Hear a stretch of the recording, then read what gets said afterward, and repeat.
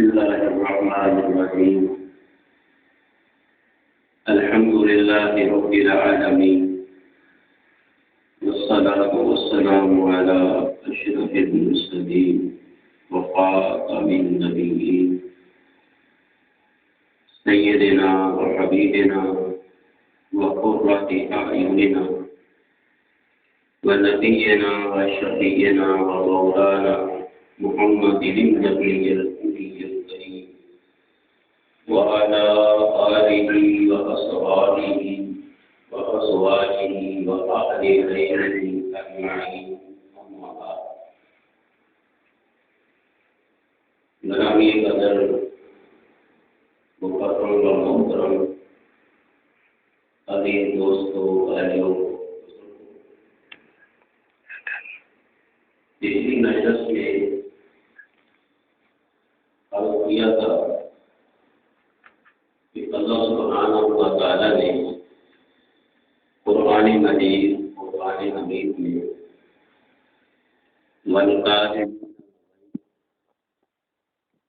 والعافین عن الناس واللہ یحب المحسنین، اس آیت کریمہ میں نیک بندوں کی صفات کو بیان فرمایا ہے۔ نیک بندوں کی تین خوبیاں بیان کی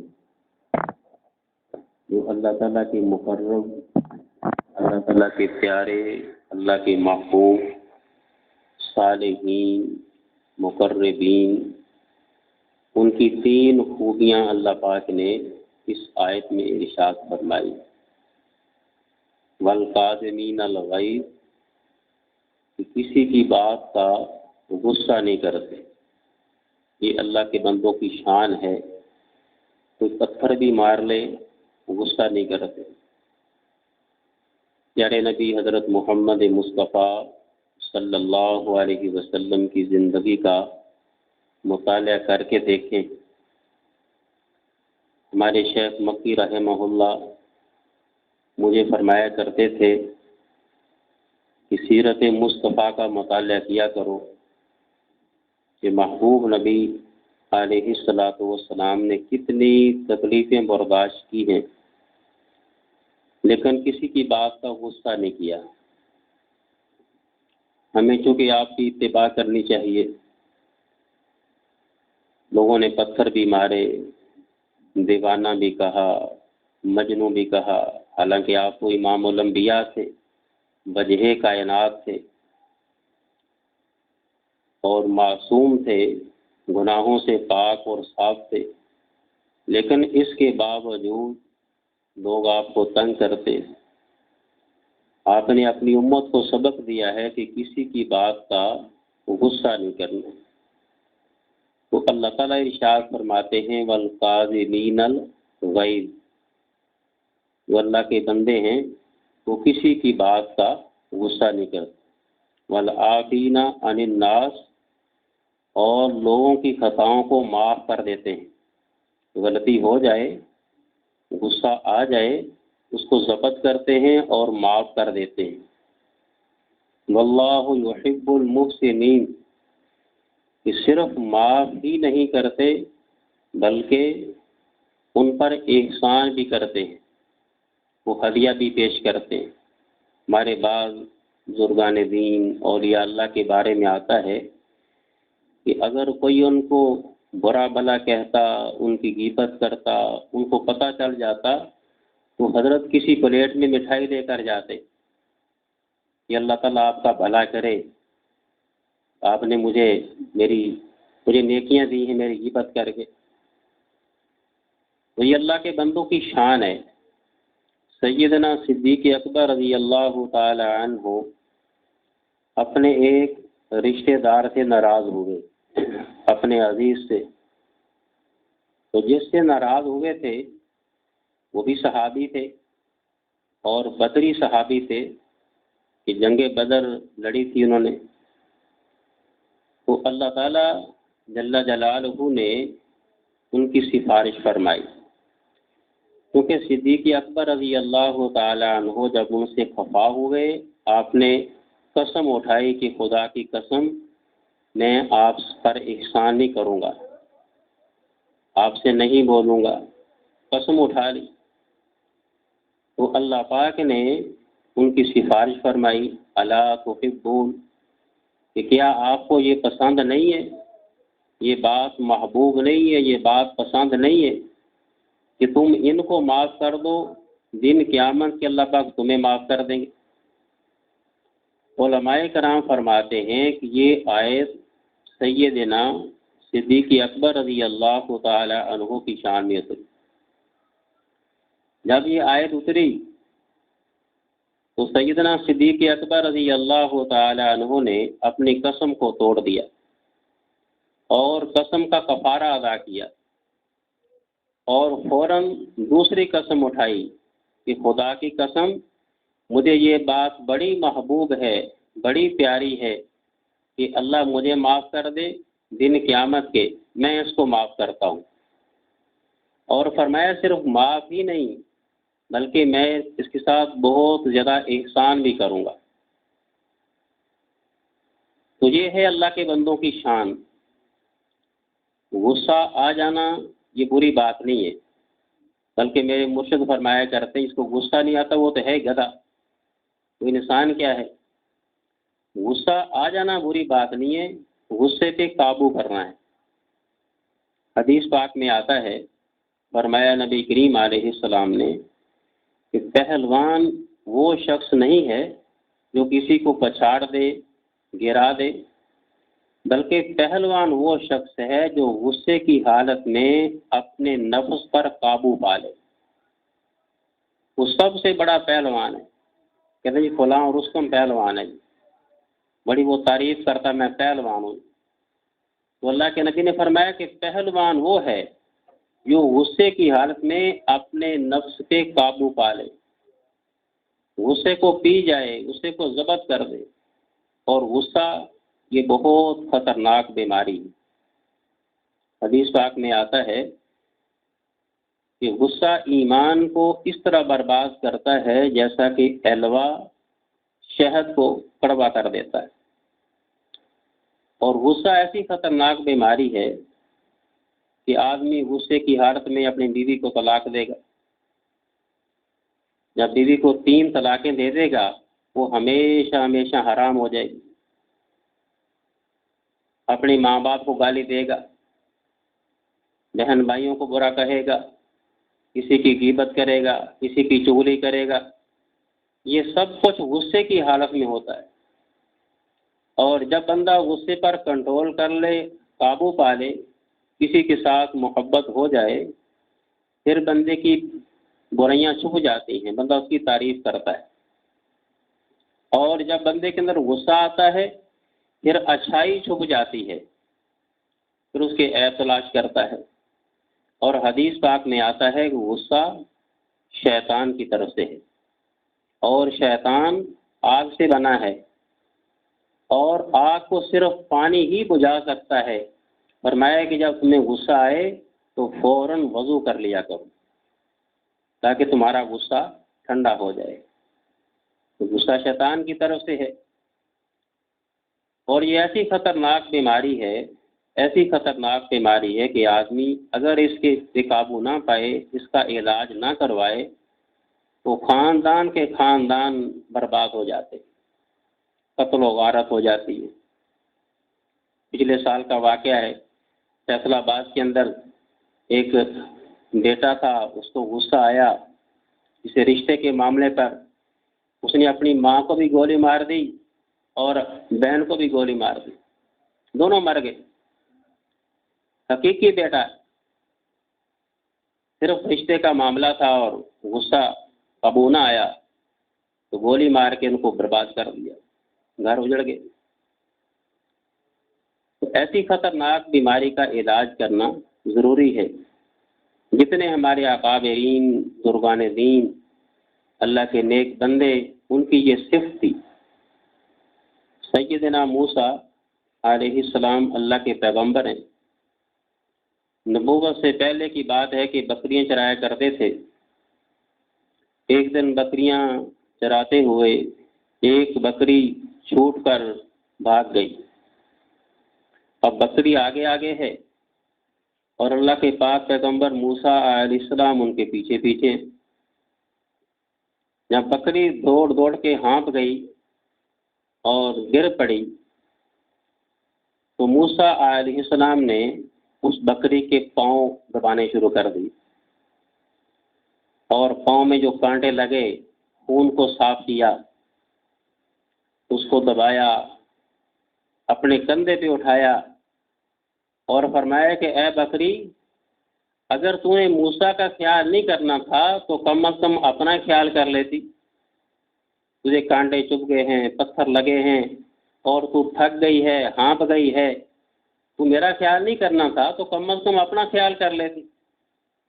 جب یہ الفاظ سنے اور یہ عمل دیکھا فرشتوں نے تو فرشتوں میں ہلچل مچ گئی کہ الہی یہ تو بندہ نبوت کے قابل ہے، اور رب نے فرمایا کہ فرشتوں یہ ہمارے علم میں ہے، یہ ہمارے نبی ہیں، ہم ان کو نبوت عطا فرمائیں گے۔ اب دیکھو اگر ہمارے ہاتھ سے کوئی جانور چھوٹ جائے اس کی خیر نہیں ہوتی، ہم خوب پٹائی کرتے ہیں، لیکن ایک اللہ کے پیغمبر کا واقعہ یہ ہمارے لیے ایک عبرت ہے، سبق ہے کہ ہم بھی اپنے اندر ایسی صفات پیدا کریں۔ ہمارے اکابرین میں ایک بزرگ گزرے ہیں، شاہ عبد الغنی پھول پوری، یہ پھول پر ہندوستان کا علاقہ ہے، اور یہ بہت بڑے اللہ کے ولی تھے، شیخ تھانوی رحمہ اللہ کے خلیفہ مجاز تھے۔ ان کی خدمت عالیہ میں ایک آدمی آیا تو حضرت چونکہ تشریف فرما تھے، وہ جٹ آدمی تھا، ان پڑھ آدمی، کوئی ایسی بات ان سے ہو گئی کہ شیخ نے سخت کلامی کی، اس کو ڈانٹا، وہ سخت الفاظ کہہ دیے۔ جب وہ آدمی واپس گیا تو حضرت کو یہ احساس ہوا کہ وہ تو ان پڑھ آدمی تھا، بیچارہ سادہ آدمی تھا، میں نے الفاظ کیوں کہہ دیے؟ اب بڑی بے چینی ہے، بڑے پریشان ہیں کہ کل کو اللہ پاک نے مجھ سے پوچھ لیا تو میں کیا جواب دوں گا۔ فوراً اپنی بستی سے اٹھے، ان کی بستی قریبی بستی تھی، 1.5-2 کلومیٹر سفر تھا، لیکن حضرت نے عصر کی نماز کے بعد سفر شروع کیا اور پیدل سفر تھا، سفر کرتے رستہ بھول گئے۔ جب ان کے پاس پہنچتے ہیں اور جا کے فرماتے ہیں اے اللہ کے بندے، میں نے تجھے سخت الفاظ کہے ہیں، مجھے اللہ کے لیے معاف کر دے۔ اب وہ نوجوان بڑا شرمسار ہوا کہ حضرت آپ میرے مرشد ہیں، آپ میرے شیخ ہیں اور باپ کی طرح ہیں، اگر آپ نے مجھے ڈانٹ لیا تو کیا حرج ہے؟ میں نہیں، آپ مجھے معاف کریں گے میں تب جاؤں گا۔ اب بیچارہ وہ بھی شرمسار ہے کہ میرے شیخ ہیں، میں کیا کہوں؟ تو شیخ نے فرمایا نہیں، جب تک آپ یہ الفاظ نہیں کہیں گے میں یہاں سے نہیں جاؤں گا۔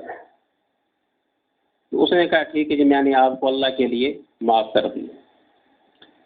اب حضرت جب معافی مانگ کر واپس تشریف لاتے ہیں تو اسی رات میں خواب کے اندر حضور پر نور سرکار مدینہ سرور سینہ صلی اللہ علیہ وسلم کی زیارت ہوئی۔ ایک کشتی میں پھول پوری سوار ہیں اور دوسری کشتی میں امام الانبیاء حبیب کبریا حضرت محمد مصطفیٰ صلی اللہ علیہ وسلم اور آپ کے ساتھ حضرت علی رضی اللہ تعالی عنہ، دونوں کشتیاں چل رہی ہیں۔ تو نبی کریم صلی اللہ علیہ وسلم نے حضرت علی سے فرمایا کہ اے علی، میری کشتی کو پھول پوری کی کشتی کے ساتھ جوڑ دو۔ حضرت علی رضی اللہ تعالی عنہ نے جب کشتی کے ساتھ کشتی میں لائی تو شیخ فرماتے ہیں کہ ایک کھٹ کی آواز آئی، جیسے کوئی چیز ٹکراتی ہے تو آواز آتی ہے، تو فرمایا کرتے تھے کہ موت تک مجھے وہ آواز آتی رہی، اس کا لطف اور مزہ آتا رہا۔ اتنا بڑا انعام کیوں ملا؟ اللہ کے لیے معاف کر دیا اور معافی مانگی۔ معاف کرنا بھی نیکی ہے اور کسی سے معافی مانگنا عاجزی انکساری ہے، تواضع ہے۔ اور یہ چیز اللہ تعالیٰ کو بڑی پسند ہے، کسی سے جا کے معافی مانگنا۔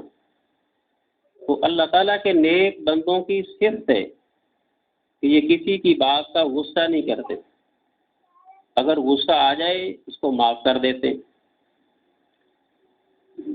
جیسا کہ رسول پاک صلی اللہ علیہ وسلم کے زمانہ مبارک میں ایک آدمی تھا، وہ نیا اس نے اسلام قبول کیا تھا، اس کو آداب کا پتہ نہیں تھا، اس نے مسجد نبوی میں آ کے پیشاب کرنا شروع کر دیا۔ صحابہ کرام دوڑے کہ اس کو روکو، اس کو منع کرو، لیکن نبی کریم صلی اللہ علیہ وسلم نے فرمایا کہ مت روکو، کیونکہ پیشاب کر رہا ہے، اس کو تکلیف ہوگی جب روکے گا، اس کا دل دکھے گا، اس کو پیشاب کر لینے دو۔ اب اس آدمی نے پیشاب کیا، پیشاب کرنے کے بعد رسول پاک علیہ الصلوۃ والسلام نے اس کو اپنے قریب بلایا اور سمجھایا کہ دیکھو پیارے، یہ اللہ کا گھر ہے، اللہ کا گھر پاک ہوتا ہے، یہاں ناپاکی نہیں پھیلانا چاہیے، اللہ پاک ناراض ہوتے ہیں، اور پانی ڈال کے اس کو بہا دیا۔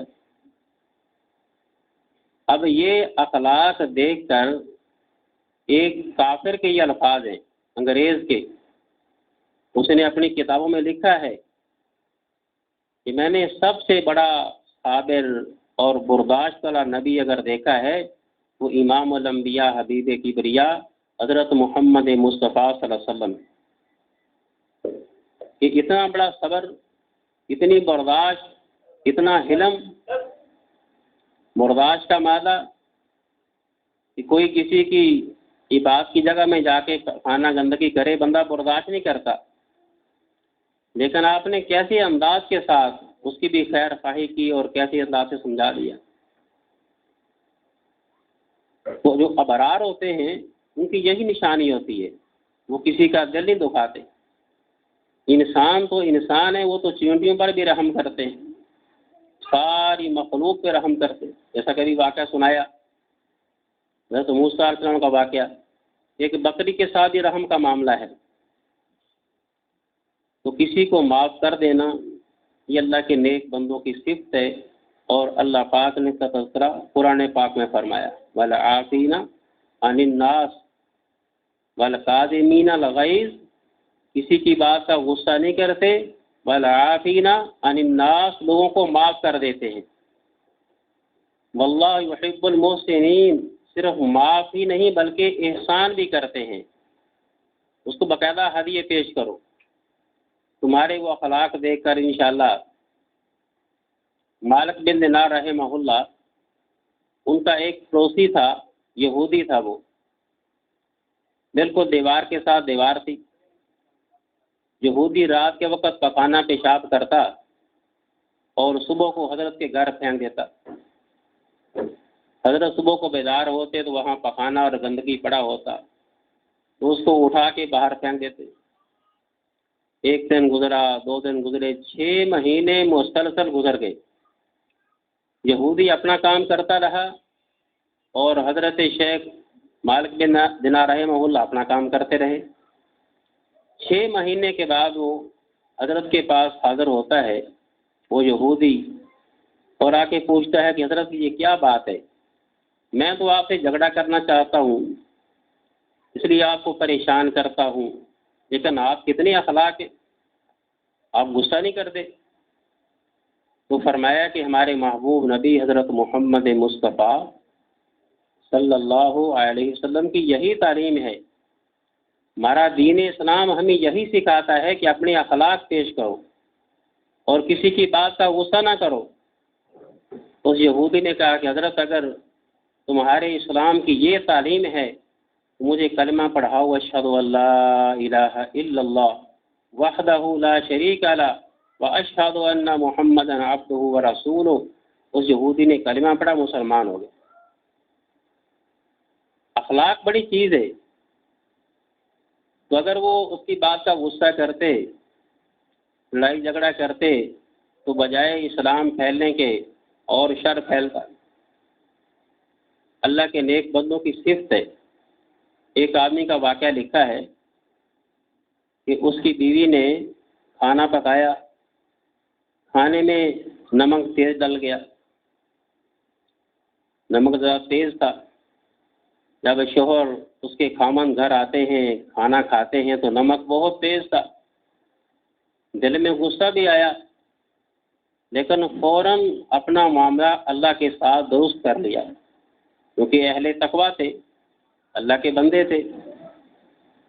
تو اللہ تعالیٰ کی بارگاہ میں یہ دل سے دعا کرتے ہیں کہ اللہ، اگر میری بیٹی کھانا پکاتی اور کھانے میں نمک تیز کر دیتی تو میں کہتا کہ میرا داماد اس کو معاف کر دے، میری بیٹی کو میرا داماد معاف کر دے۔ یا اللہ، یہ بھی کسی کی بیٹی ہے، تیری بندی ہے، اور یہ بھی کسی کی بیٹی ہے، یہ بیچاری غلطی کر بیٹھی، اے اللہ میں تیرے لیے اس کو معاف کرتا ہوں۔ اپنی بیوی کو معاف کر دیا۔ کچھ عرصہ کے بعد جب خامند کا انتقال ہوا تو کوئی اللہ کے ولی خواب میں ان کی زیارت کرتے ہیں اور پوچھتے ہیں کہ بھائی کیا بنی؟ اس نے کہا کہ معاملہ بڑا سخت تھا، بڑے بڑے گناہ تھے، لیکن رب کریم نے فرمایا کہ تو نے میرے لیے میری بندی پہ رحم فرمایا ہے، میں تجھ پہ رحم کرتا ہوں، تیرے سارے گناہوں کو معاف کر کے جنت کا فیصلہ کرتا ہوں۔ آج ہم اپنی بیویوں کے ساتھ لڑائی جھگڑا، ان کی معمولی باتوں پہ ان کے عیب کو تلاش کرنا، یہ ہمارا ایک مزاج بن چکا ہے۔ جس طرح ہمیں اپنی بیٹیاں پیاری ہیں اور ہماری یہ چاہت ہے، تمنا ہے کہ ہمارا داماد ہماری بیٹی کو کچھ نہ کہے، تو بیویاں بھی کسی کی بیٹیاں ہیں، ان کا لحاظ کرنا۔ اور فرمایا کہ سب سے اچھے اخلاق والا وہ شخص ہے جو اپنی بیوی کے ساتھ اخلاق سے پیش آتا ہے۔ باہر تو بڑا جنید بغدادی ہے اور گھر میں بیوی کے ساتھ ظالم ظلم کرتا ہے، بیوی کو تانے مارتا ہے، بیوی کی پٹائی کرتا ہے، اور باہر بڑا جنید بغدادی بنا ہے۔ یہ کوئی بزرگی نہیں ہے۔ سب سے بڑی بزرگی یہ ہے کہ اپنی بیوی کے ساتھ اخلاق اچھے ہوں، اپنے بچوں کے ساتھ اخلاق اچھے ہوں، اپنے عزیزوں کے ساتھ اخلاق اچھے ہوں، اور یہ سب سے بڑا درجہ ہے، اور یہ ایمان والوں کی صفت ہے، ایمان والوں کی خوبی ہے۔ تو میں عرض کر رہا تھا کہ غصہ آ جانا یہ بری بات نہیں ہے، کیونکہ اللہ پاک نے ہر انسان کے اندر شر بھی رکھا ہے اور خیر بھی رکھی ہے۔ اس کا علاج کرنا ضروری ہے، اور علاج ہوتا ہے اللہ والوں کی صحبت سے۔ اللہ کے نیک بندوں کے پاس بیٹھیں گے، اللہ والوں کی جوتیاں اٹھائیں گے، اللہ والوں کی صحبت اختیار کریں گے، تو غصہ انسان کے اندر ہی رہے گا، وہ ختم نہیں ہوگا، لیکن اس کا رخ تبدیل ہوگا، اس کا رخ بدلے گا۔ پہلے یہی غصہ انسان کو کسی اور چیز پہ آتا ہے، اور جب اصلاح ہو جاتی ہے تو پھر یہی نفس کے بارے میں آئے گا۔ جب گناہ کرے گا تو غصہ آئے گا، میں نے گناہ کیوں کر لیا۔ اگر کوئی گناہ کرے گا تو غصہ آئے گا، گناہ کیوں کرتا ہے، اس کا رخ بدلے گا۔ تو سب سے بنیادی چیز ہے صحبت اہل اللہ، اللہ والوں کی صحبت، اللہ والوں کے پاس بیٹھنا۔ جیسا کہ یہ خانقاہی ماحول ہے، یہاں مجالس ہوتی ہیں، ہر منگل کو یہاں مجلس ہوتی ہے، صبح 10 سے لے کر 12 بجے تک، ہر منگل کو، جس میں معمولات بھی ہوتے ہیں اور بیان بھی ہوتا ہے، ذکر بھی ہوتا ہے۔ ہر جمعرات کو مغرب کی نماز سے لے کر عشاء تک درود پاک کی مجلس ہوتی ہے۔ ہر جمعے کو فجر کی اذان سے لے کر جماعت تک مجلس ہوتی ہے، اور ہر 2 ہفتے کے بعد ہمارے گھر میں مستورات کی مجلس ہوتی ہے۔ یہ ہماری مختلف مجالس، اس کا یہی مقصد ہے کہ ہمارے دلوں کی اصلاح ہو جائے، ہماری یہ بیماریاں دور ہو جائیں۔ اور دوسرا اس کا علاج ہے تعوذ، اعوذ باللہ من الشیطان الرجیم پڑھ کر 10 مرتبہ فجر کے بعد پڑھا کرو، اور 10 مرتبہ مغرب کی نماز کے بعد پڑھ کے اپنے دل پر پھونک مار لیا کرو، کیونکہ غصہ آگ ہے، یہ انسان کے دل میں سلگتا ہے۔ آپ نے دیکھا ہوگا کہ جب کسی بندے کو کسی بندے پر غصہ آتا ہے اس کی رگیں پھوٹ جاتی ہیں اور آنکھیں سرخ ہو جاتی ہیں۔ وہ کیا ہے؟ وہ انسان کے دل میں آگ ہے۔ تو تعوذ کرنے سے وہ آگ دور ہوگی۔ فجر کی نماز کے بعد 10 مرتبہ پڑھیں اور دل پر پھونک مار لیں۔ اسی طرح مغرب کی نماز پڑھ کر 10 مرتبہ پڑھیں اور دل پر پھونک مار لیں۔ اور حدیث پاک میں آتا ہے جو آدمی تعوذ پڑھتا ہے اللہ سبحانہ و تعالی اس بندے کی شیطان سے حفاظت فرماتے ہیں۔ اور تیسرا اس کا علاج ہے یا اللہ، یا رحمان، یا رحیم۔ یہ اللہ تعالیٰ کے 3 نام ہیں اور یہ اسم اعظم بھی ہے۔ اس کو چلتے پھرتے پڑھتا رہیں۔ اس بندے کو غصے کی عادت ہے نا، کیونکہ بیماری ہے غصے والی، جیسا جسمانی طور پر کسی کو شوگر کا مرض، کسی کو کینسر کا مرض، کسی کو معدے کا مرض، ایسے ہی روحانی طور پر بھی ہر بندے کو مختلف بیماریاں ہوتی ہیں۔ کسی کو غصے کی عادت ہے، کسی کو زنا کرنے کی عادت ہے، کسی کو شراب پینے کی عادت ہے، یہ بیماریاں ہیں مختلف۔ تو جس بندے کو غصہ زیادہ آتا ہو وہ یا اللہ، یا رحمان، یا رحیم یہ چلتا پھرتا پڑھتا رہے، لیکن زیادہ بھی نہ پڑھے۔ ہر نماز کے بعد 3 مرتبہ پڑھ لیں۔ اور تیسرا علاج ہے بسم اللہ الرحمن الرحیم۔ بسم اللہ الرحمن الرحیم یہ اسم اعظم ہے۔ تو جب آدمی بسم اللہ پڑھتا ہے تو اللہ تعالیٰ کی رحمت اترتی ہے۔ ہر نماز کے بعد 21 مرتبہ پڑھیں اور جب کھانا کھائیں تو 21 مرتبہ پڑھ کر دم کر لیں کھانے پر، تو انشاءاللہ یہ غصے والی مرض ختم ہو جائے گی۔ جب انسان کے اندر غصہ کی بیماری آتی ہے تو جسمانی طور پر وہ بلڈ پریشر کا مریض بن جاتا ہے۔ آپ نے دیکھا ہوگا کہ جب آدمی کا بی پی اپ ہوتا ہے، تیز ہوتا ہے تو غصہ آتا ہے۔ یہ ڈاکٹر حکیم بتلاتے ہیں کہ آپ کو غصہ آتا ہے، آپ کا بی پی تیز ہو رہا ہے۔ تو بی پی کا علاج بھی یہی ہے، بلڈ پریشر کا، کہ بسم اللہ الرحمن الرحیم ہر کھانے میں 21 مرتبہ پڑھ کر دم کریں پھر کھانا کھائیں۔ تو اللہ تعالیٰ نے اپنے نام کے اندر تاثیر رکھی ہے۔